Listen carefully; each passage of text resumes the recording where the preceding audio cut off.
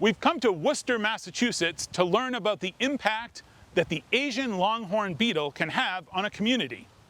Accidentally introduced to the States in the mid-90s, the ALB infestation that took place here in Worcester was so severe that over 30,000 hardwood trees have had to be cut down to eradicate the pest. We'll learn about what happened here in Worcester, its impact, and what Vermonters can do to make sure Asian Longhorn Beetle stays out of our neck of the woods.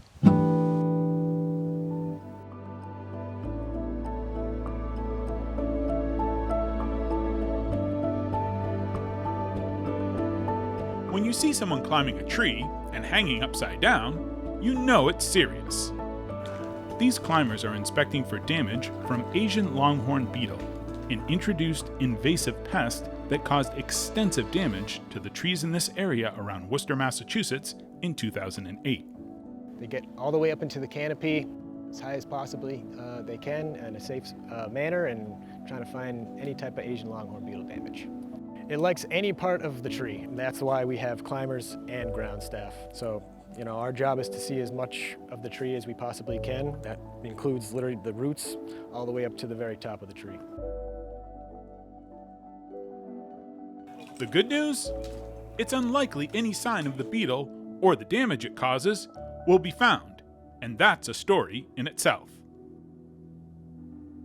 Asian Longhorn Beetle is an invasive wood-boring pest that goes after primarily maple trees, but some other host species as well, and if left to its own devices will spread and cause a lot of ecological and economic damage.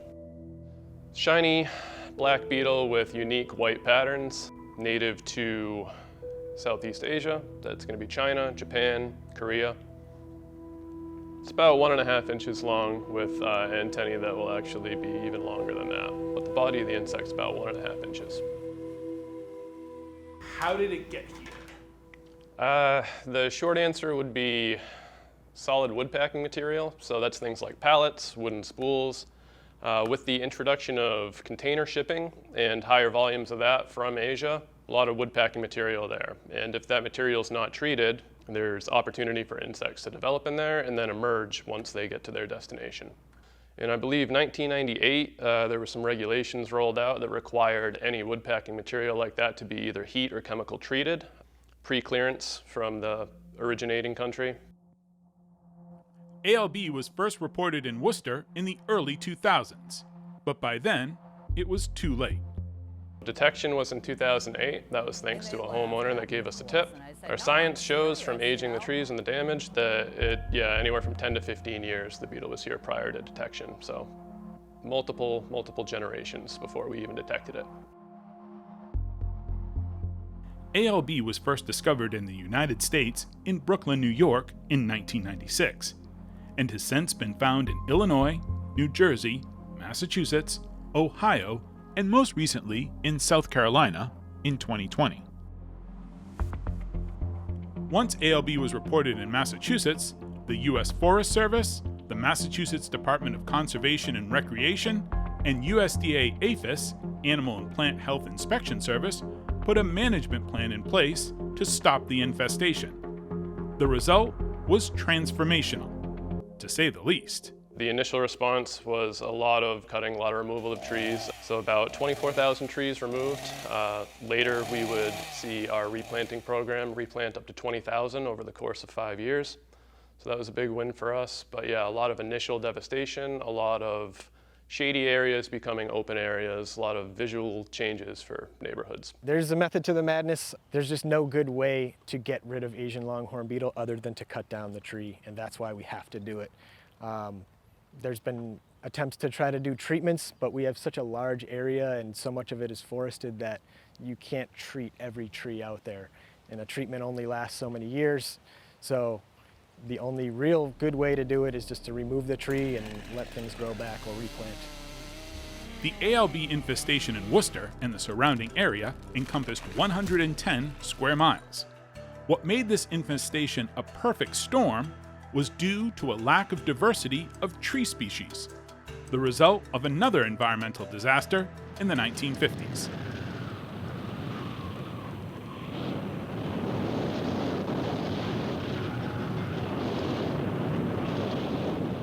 Worcester in particular was a bit of a monoculture of Norway maple, and a lot of that came from some storm damage back in the 50s. In particular, there was a devastating tornado in Worcester in the 50s.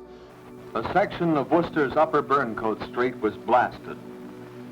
The winds just wiped wide areas clean, made out of this neat development a wood-strewn field. Even the trees were stripped of leaves and bark. They looked as they do in midwinter or after a forest fire. Took a lot of trees out. A lot of those replants were the same tree, Norway maple, and that is the preferred host of Asian Longhorn Beetle, so you can imagine how easily it basically walked from one tree to another down a lot of these city streets. That's all there was maples, and that's exactly what Asian Longhorn Beetle wants. And there is, it's funny, there's one street in the Burncoat area that did not have any removals on it, and it's because during that time period, for whatever reason, there was all Norway maples, but there was one street that all had lindens, and that street was not affected. The management plan for ALB requires any trees showing sign of infestation must be cut down and chipped or incinerated. Doing so eliminates the insect regardless of its life stage. Did a lot more incineration earlier on, but we found that just chipping in 2 dimensions down to 1 inch or less is a good way to control Asian Longhorn Beetle. But it does go past that. Asian Longhorn Beetle will cause a lot of structural damage and turn trees that are still living technically into safety concerns. Branches can shear off pretty easily when there are multiple Asian Longhorn Beetle galleries running through and compromising the wood structure. 18 years and counting from first detection, the ALB infestation in Worcester is under control, and in one area, fully eradicated. We're winning, but we have to remain meticulous, stick to our original plan, because that's what's been working. The beetle got a jump start on us here, and not only was it in urban areas, like the industrial areas in Worcester, it was out in the woods by the time we got here. So you can imagine those two environments. One has a lot more trees to look at than the other. Delineation is important. You got to understand where the edges of your infestation are. You need to set up regulated areas is a good first step, and that's what we did here in Worcester. So it's not just the city of Worcester. For a long time, it was a 110 square mile area. That didn't change for a long time until just last year. We deregulated part of Holden because we've cycled through there enough times finding nothing. Eradication is not something that we can declare until we cycle through multiple times finding nothing. But we are, like I said, looking to take town by town, looking at how many cycles of survey have gone through and trying to remove them one by one, kind of shrinking down to that core Worcester infestation. We're gonna try to do multiple surveys, multiple rounds of survey in an area. That's how you eradicate it, by knowing, okay, I've checked and I've waited enough time for the beetle to show itself, and if it's not there, then we can declare it eradicated. The last damage that was found, I think, was about 5 years ago. That was actual fresh damage, and that's why we're trending in the right direction, because the less that we find is the better and the closer we are to eradication. It's just a matter of being thorough. You don't want to sink all this time and effort into this project and then leave it early and then find out, 2 years down the road that, oh no, there really was Asian Longhorn Beetle still out there.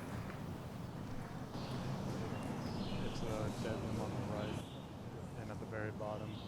For Reed, Korn, and their colleagues, an infestation that began with someone seeing something and saying something is what will also keep ALB out of this area for the foreseeable future. There's way more eyes out there that are going to be able to find an Asian Longhorn Beetle. If you have every homeowner that's aware of it and knows, it's going to help us find a new infestation if there is one. Of course, looking at the trees is obviously super important for us, and that's what we spend most of our time doing, but another chunk of the job is definitely that outreach aspect. It's a lot of working with the individual municipalities on getting the word out, getting outreach materials to them. It's just a constant effort.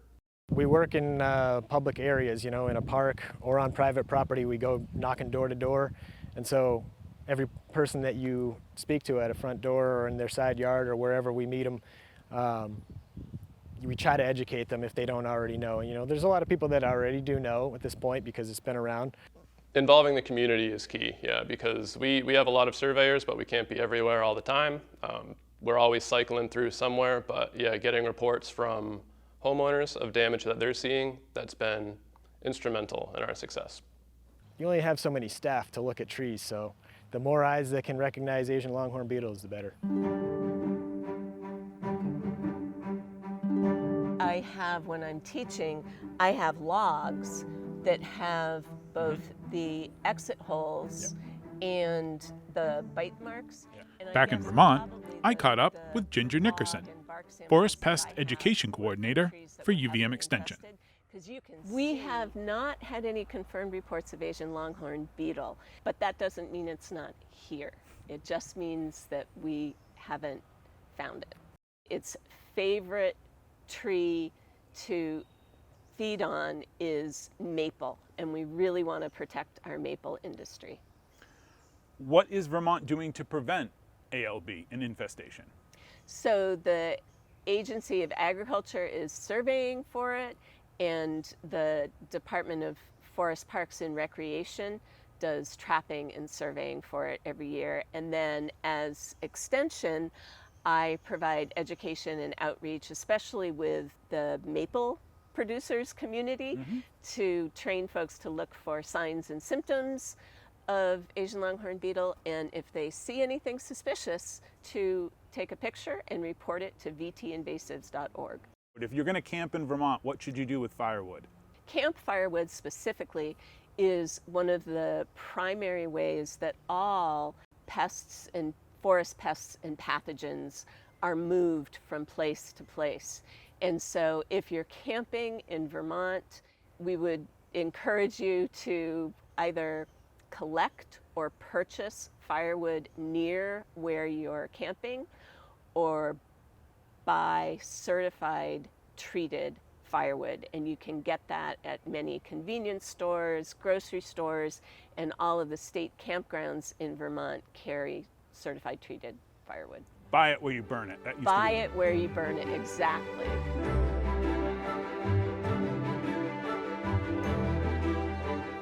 And if you see any of these introduced species, be they flora or fauna, don't forget to take a picture and visit vtinvasives.org. My thanks to my colleague Ben Willis for shooting and editing this program. I'm Keith Silva. This is Across the Fence. Thanks for being part of our family.